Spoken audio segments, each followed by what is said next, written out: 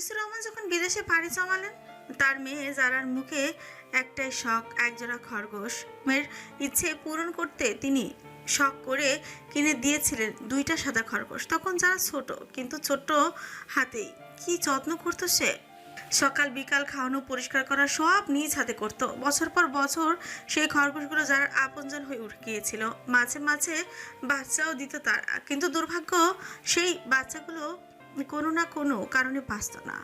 এক এক করে সব মরে যেত। তবুও শেষবার যখন তিনটে বাচ্চা বেঁচে গেল, যারা বুক ভরে আশায় ছিল এবার হয়তো থাকবে, কিন্তু আজ সব ওলটপালট হয়ে গেল। আরমান সেই তিন বাচ্চার মাকেই মেরে ফেললো। যারার বুকটা যেন হাহাকার করে উঠল। তার কোলের মধ্যে ছোট্ট প্রাণীটা নিথর হয়ে পড়ে আছে, চোখ ভরে জল, কান্নায় বুক ফেটে যাচ্ছে। সে শব্দে ভরে উঠল উঠান। আপনি এটা কি করলেন? এটা আমার বাবার দেয়া শেষ স্মৃতি ছিল। যারার কণ্ঠে রাগ, অভিমান আর অসহায় কান্নার মিশ্রণ। আরমান দাঁড়িয়ে আছে কিছু দূর, দাঁত কিরমির করছে, মুষ্টিবদ্ধ হাত। তার মাথার ভেতর যেন ঝড় বইছে। এই মেয়েটা, এর গায়ে ওড়না কোথায়? এটা কি শহর নাকি? জায়েদ আছে, মা আছে, ছোট ভাই আছে, তবুও এভাবে দাঁড়িয়ে আছে। তার মাথা যেন আরো গরম হয়ে উঠেছে। আল্লাহ, এইটুকুর জন্য এত কান্না! ইচ্ছে করে তো আর করেনি ছেলেটা। তিনি আরমানের দিকে তাকালেন, দেখলেন অপরাধীর মতো মাথা নিচু করে দাঁড়িয়ে আছে ছেলেটা। মুখে কোনো কথা নেই। পরিস্থিতি সামাল দিতে মার্জিয়া বেগম গলা পরিষ্কার করলেন। বাবারা, তোমরা ঘরে চলো, অনেক দিন পর আসছো, না খাইয়ে ছাড়বো না।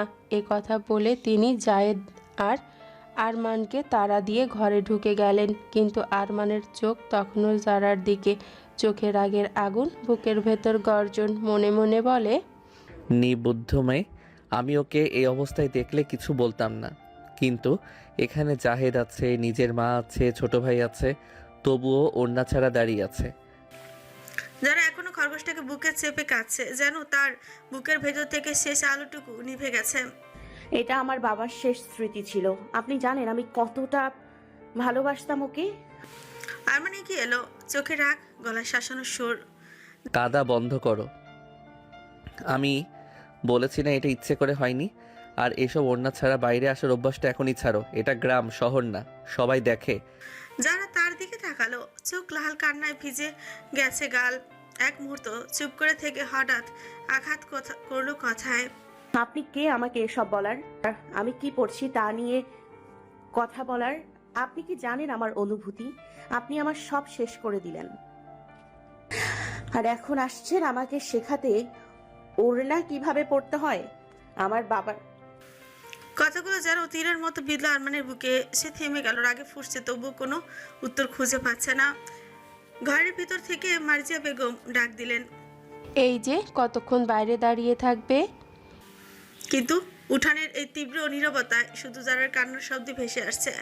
আরমানের রাগ আর চেপে রাখা গেল না। হঠাৎ করে সে এগিয়ে গেল যারার সামনে, চোখে আগুন, গলার স্বর করা। তুমি কি নিজের অবস্থাটা বুঝতে পারছো না? ওড়না ছাড়া উঠোনে দাঁড়িয়ে আছো, সামনে আমি আছি, জাহেদ আছে, নিজের মা আছে। লজ্জা বলে কিছু নেই তোমার?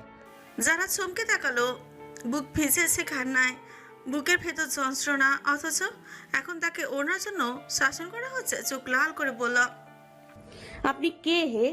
আমার পর্দার হিসাব নেয়ার? আমার পর্দার হিসাব নেয়ার? আমি কি পারবো, কিভাবে থাকবো সেটা আমার ব্যাপার। আমি কি পরবো, কিভাবে থাকবো সেটা আমার ব্যাপার। আপনি কেন আমার উপর এত অধিকার ফলাচ্ছেন? আরমান দাঁত কিরমির করলো, মুষ্টিবদ্ধ হাত কাঁপছে। আমার সামনে এসব আমি সহ্য করব না যারা। আমি বলেছি, আবার যেন এমনটা না হয়। যারার বুকের ভেতরটা হুহ করে উঠলো, চোখ দিয়ে ছলছল করে জল গড়াচ্ছে। আপনি আমার খরগোশটাকে মেরে ফেলেছেন। আপনি জানেন এটা আমার বাবার দেয়া শেষ স্মৃতি ছিল। তার জন্য একটা ক্ষমা চাওয়ার বদলে আপনি আমার পোশাক নিয়ে কথা বলছেন। এত অধিকার কেন আপনার? কে আপনি? কথাগুলো যেন বজ্রপাতের মতোই পড়লো আরমানের মাথায়। মুহূর্তের জন্য তার রাগের ঝড় থেমে গেল। বুকের ভেতর কেমন অদ্ভুত টান লাগলো, কিন্তু মুখ থেকে কোনো শব্দ বের করা হলো না। যারা এক মুহূর্ত দাঁড়ালো না। খরগোশটা নিথর শরীর বুকে চেপে ঘরের দিকে ছুটে গেল। আরমান স্থির হয়ে দাঁড়িয়ে রইল উঠানে, তাতে দাঁত চেপে শুধু একটাই কথাই মনে মনে বলল, কিভাবে বোঝাবো ওকে? আমি অধিকার দেখাচ্ছি না, আমি শুধু চাই না কেউ ওর দিকে খারাপ চোখে তাকাক। কিন্তু এই মেয়ে বোঝাবো কিভাবে? দূরে মার্জিয়া বেগমের ডাক শোনা গেল। এই যে খাওয়া দাওয়া করবে না তোমরা? কিন্তু উঠানে তখনও জারার কান্নার প্রতিধ্বনি বাজছে, আর আরমানের বুকের ভেতর ফুঁসছে অজানা রাগ আর অদ্ভুত টান। খরগোশটাকে বুকে চেপে ঘরে চলে গেল। আরমানের মাথার ভেতর ঝড় থামলো না, দাঁত কিরমির করছে, বুক ধকধক করছে, তার চোখে শুধু ভাসছে। ওড়না ছাড়া আমার সামনে, জাহেদের সামনে? কিছুক্ষণ পর তারা ঘরে ঢুকলো। সবাই খাওয়ার জন্য বসেছে, কিন্তু তারা নেই। ওর চেয়ার ফাঁকা। মার্জিয়া বেগম বিরক্ত হয়ে জোহানকে বললেন, তোর বোনের আবার মেজাজ দেখ, ছোট একটা খরগোশ মরে গেছে বলে এই কান্নাকাটি। আমি পারি না এই মেয়েকে নিয়ে। আমার কোনো কথা বলো না। নিঃশব্দে জারার চেয়ারের দিকে তাকিয়ে আছে। খাওয়া দাওয়া শেষ করে আরমান উঠে দাঁড়ায়। মার্জিয়া বেগম এর দিকে তাকিয়ে বলল, আন্টি, যারা রুমটা কোন দিকে? কেন বাবা?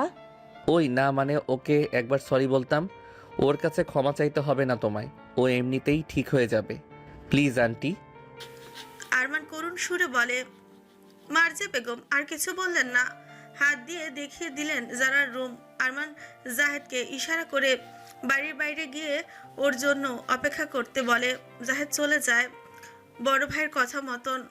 যারা দরজা ফেরানো। আরমান হাত তুলে ঠক ঠক শব্দ করলো। যারা দরজা খোলো। ভেতর থেকে কোনো উত্তর নেই, শুধু চাপা কান্নার শব্দ শোনা যাচ্ছে। আরমানের রাগ তুঙ্গে উঠল। ধাক্কা দিয়ে দরজা খুলে ভেতরে ঢুকে গেল।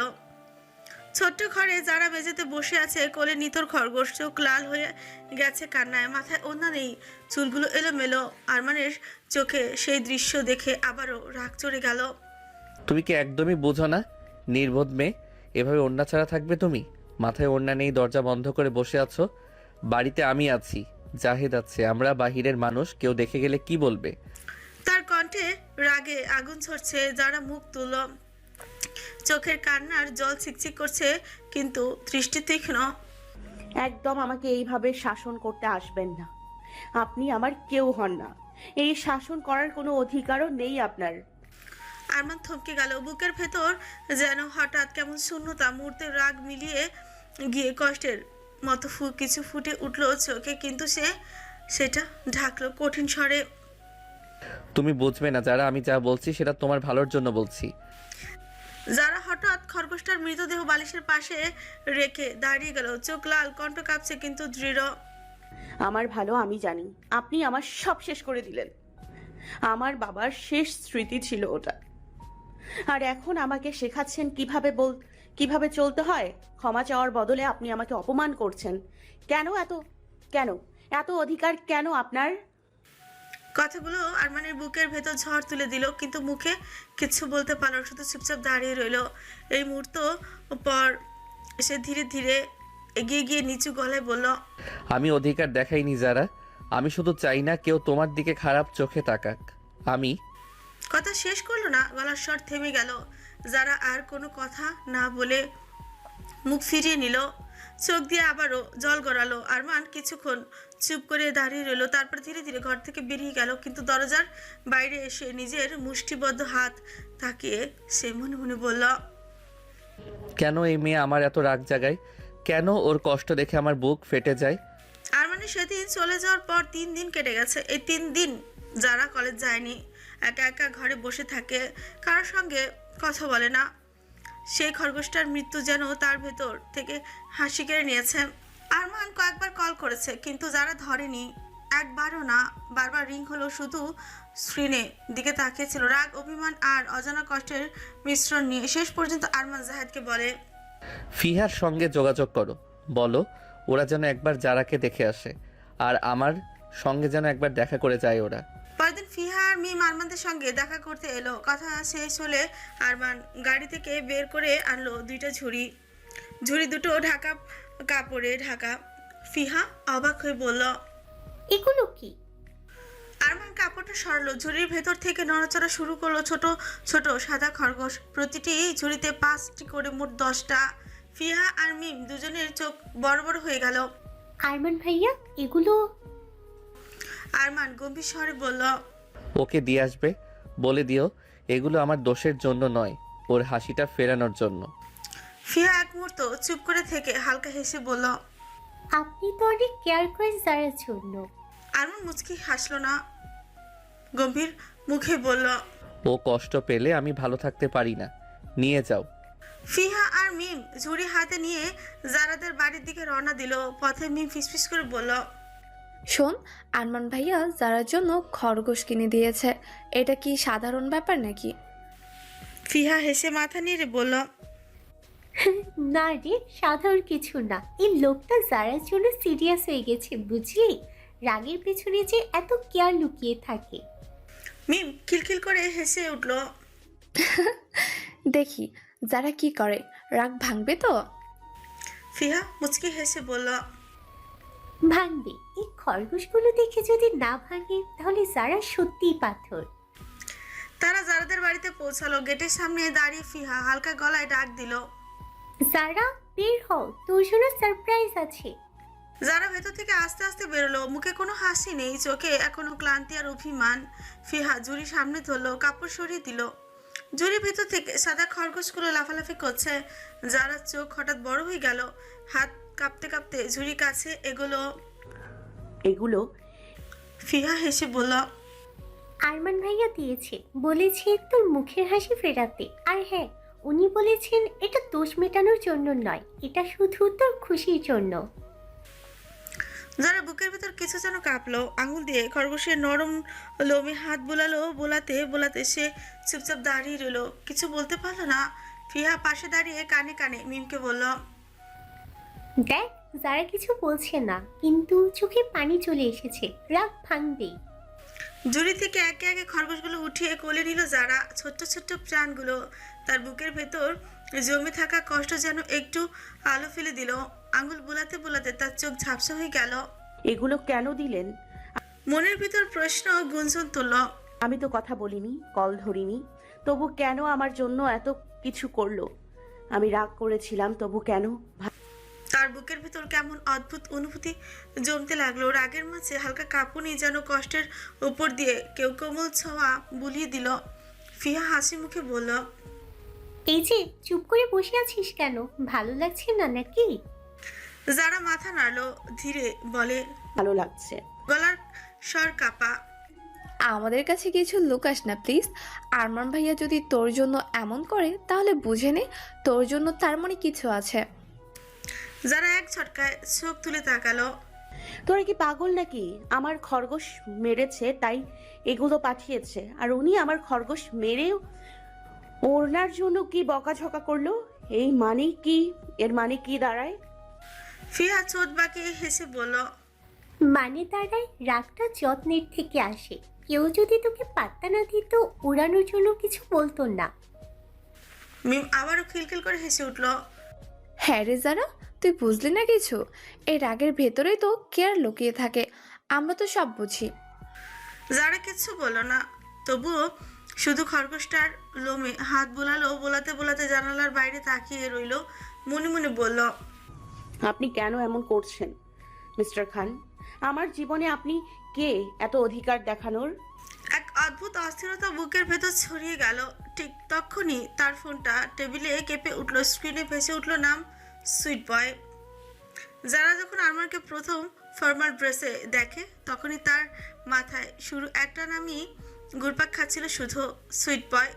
তাই আরমানের ফোন নম্বরও সুইট বয় দিয়ে সেভ করে রাখে যারা।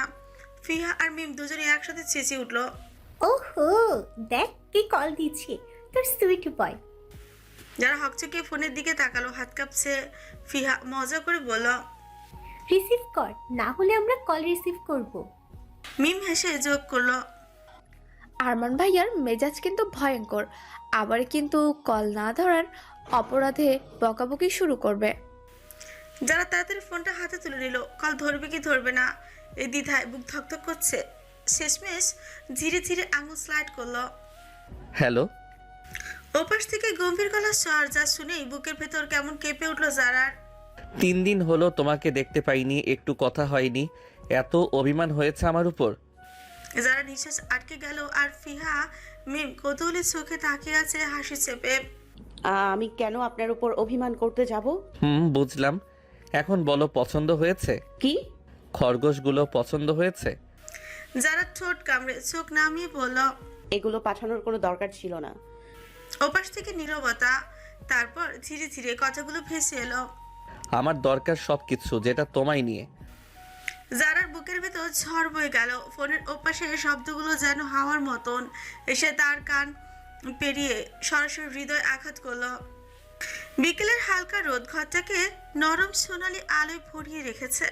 জানালার পর্দা দিয়ে আসা হাওয়ায় হালকা কাঁপছে চুলের কিছু গোছা। যারা বিছানায় বসে খরগোশগুলো কোলে নিয়ে বসে আছে, কিন্তু চোখে কোনো শান্তি নেই। মাথার ভেতর একটাই কথা ঘুরপাক খাচ্ছে। আমার দরকার সব কিছু, যা তোমায় নিয়ে। সে নিঃশব্দে নিঃশ্বাস ফেলল। বুকের ভেতর কেমন শূন্যতা।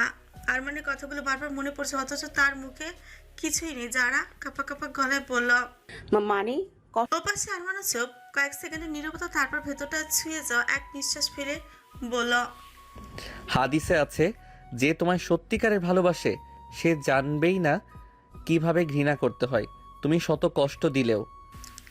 কথাগুলো বলেই কলটা কেটে দিল আরমান। কোনো জটিলতা না, না কোনো ব্যাখ্যা, না, শুধু ওই একটাই বাক্য আর একটা নিঃশ্বাস। যারা মনের ভেতর হঠাৎই ফাঁকা হয়ে গেল। বোঝার চেষ্টা করলো, কিন্তু মাথায় ঢুকলো না কথার মানে। কেবল বুকের ভেতর ভারী কিছু জমে থাকলো। কিন্তু সে খেয়াল করেনি ফোনটা স্পিকারে ছিল, মানে মিম আর ফিহা সব শুনেছে। দুজনে একে অপরের দিকেই তাকালো, তারপর শুরু করলো হাসাহাসি। ও জানু, ভাইয়া কিন্তু একদম সিনেমার হিরো হয়ে গেছে।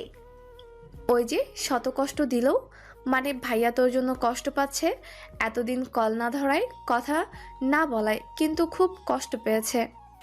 মিম আর ফিহা মজা নিতে শুরু করলো। যারা লজ্জা লাল হয়ে গেল, মুখ নামিয়ে ফেলো। তবু ভেতরটা কেমন এলোমেলো। মানে কি ছিল আরমানের ওই কথার? কেন এমন ভাবে বলল? কষ্ট পাওয়ার কি আছে?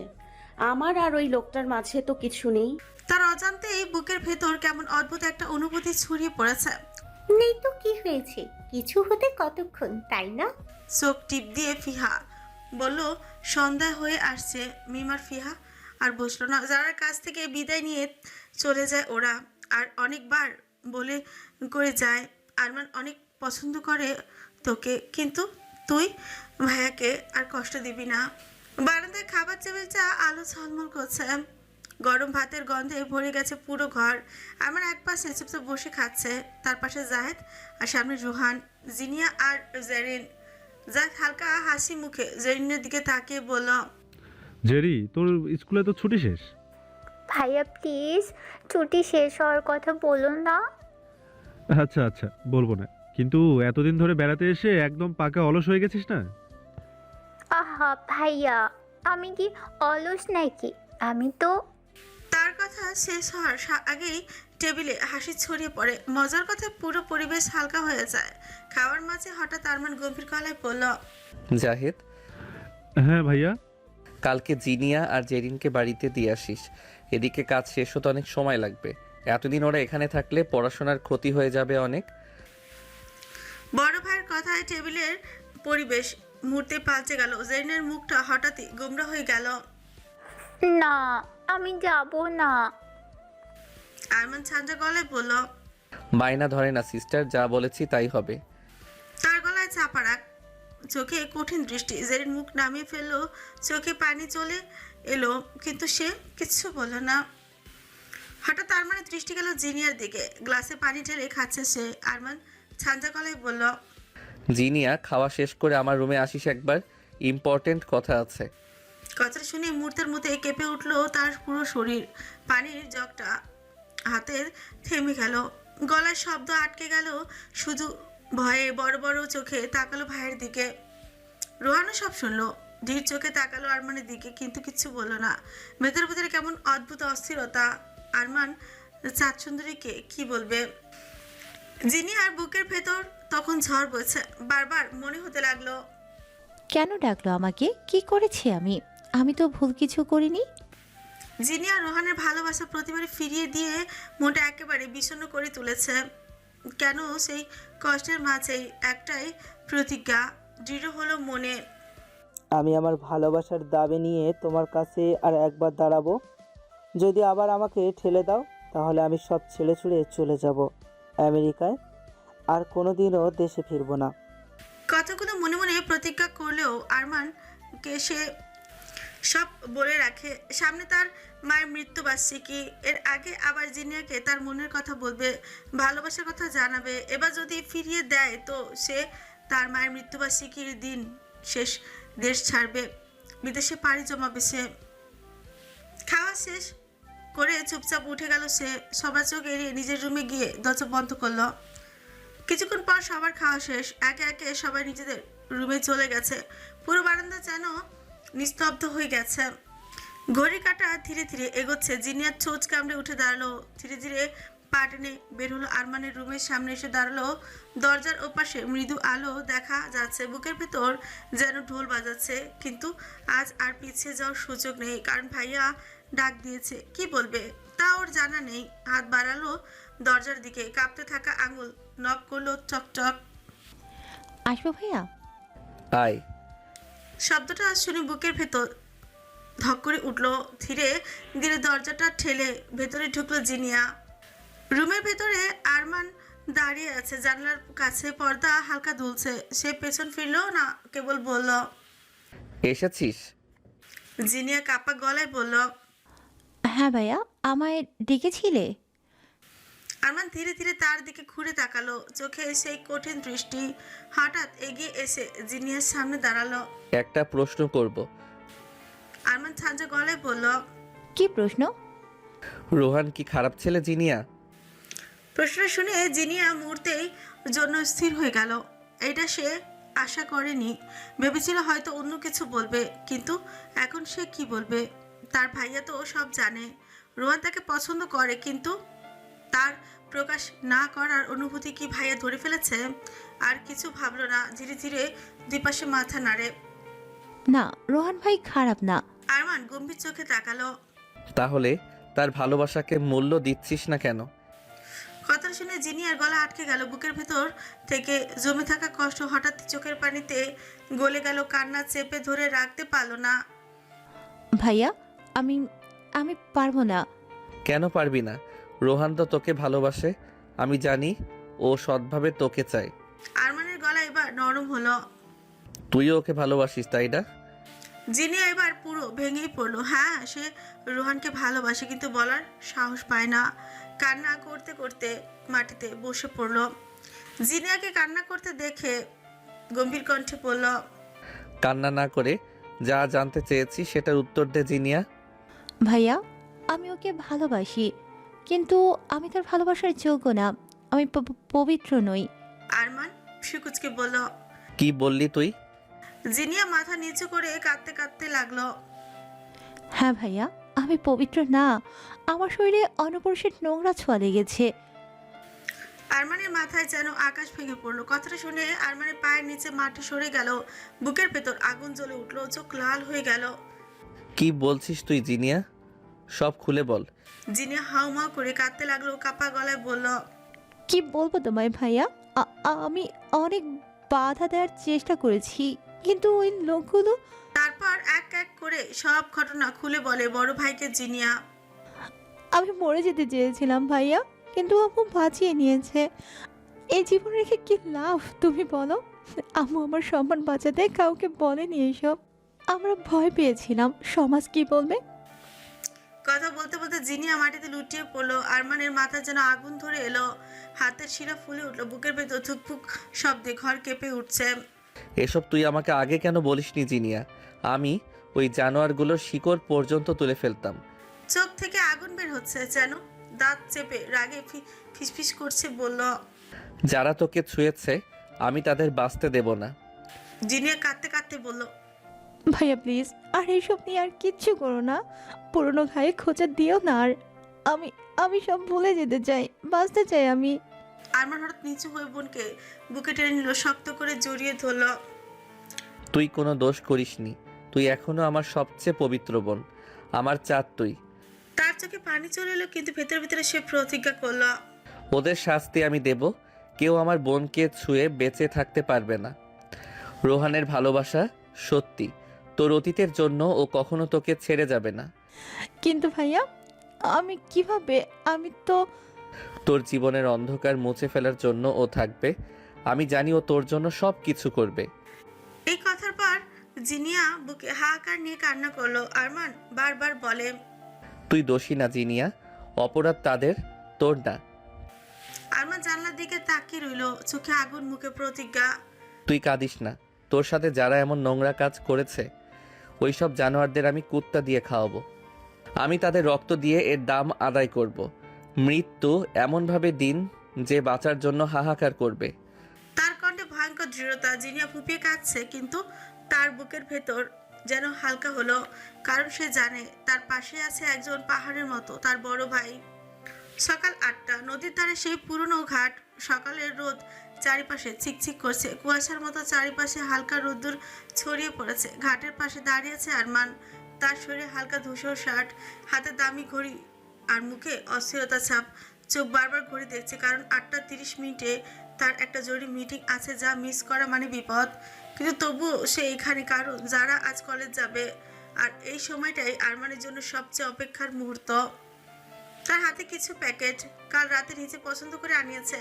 নতুন একটা স্কার্ফ, নানান ধরনের চকলেট আর একটা ছোট্ট প্যাকেট লাল গোলাপ। সে জানে যারা লাল রং পছন্দ।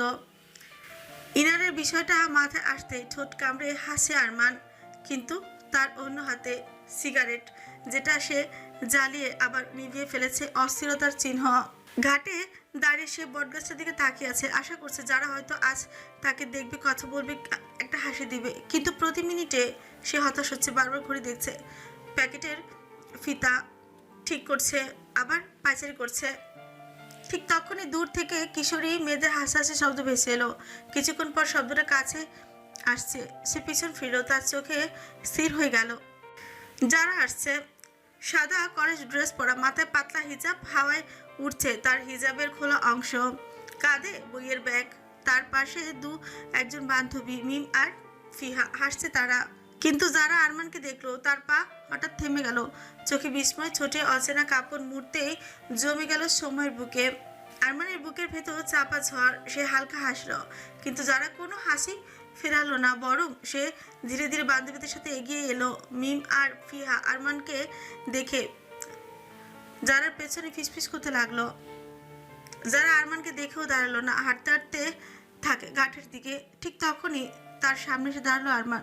চমকে ওঠে যারা, কিন্তু তার কণ্ঠ ঠান্ডা। আপনি এখানে কেন? আরমান প্যাকেটগুলো একটু উঁচু করলো। তোমার জন্য। তার গলা নরম স্বর, কিন্তু চোখে ভরপুর তৃষ্ণা। যারা প্যাকেটের দিকে তাকালো। কেন? একটা ছোট্ট প্রশ্ন, কিন্তু সেই প্রশ্ন অজস্র অভিমান। আরমানের ঠোঁট নড়ল। কারণ তোমার জন্য কিছু এনেছি। যারা একটু চুপ, তার দৃষ্টি ঘাটের দিকে চলে গেল। মিম আর ফিহা তার জন্য দাঁড়িয়ে আছে। আমার কলেজে দেরি হয়ে যাচ্ছে বলেই চলে যেতে থাকে সে। আরমান এগিয়ে এসে বলল, যারা। তার কণ্ঠে অনুরোধের কম্পন। 1 মিনিট শোনো। যারা আরমানের দিকে তাকালো না, মাথা নিচু করে বলল, আপনার সিগারেট শেষ হয়েছে? কথাটা কাটার মতো গেঁথে গেল আরমানের বুকে। সে তাড়াতাড়ি সিগারেটটা পায়ের নিচে মারলো। করছিলাম তোমার জন্য, কথা ছিল তোমার সাথে। যারা তখন প্রথমবার তার দিকে তাকালো, চোখে রাগ, কষ্ট, ভালোবাসা সব মিলেমিশে। কেন? আমি তো বলিনি আপনাকে আসতে। আরমান হেসে ফেলল। তোমার বলা লাগবে না।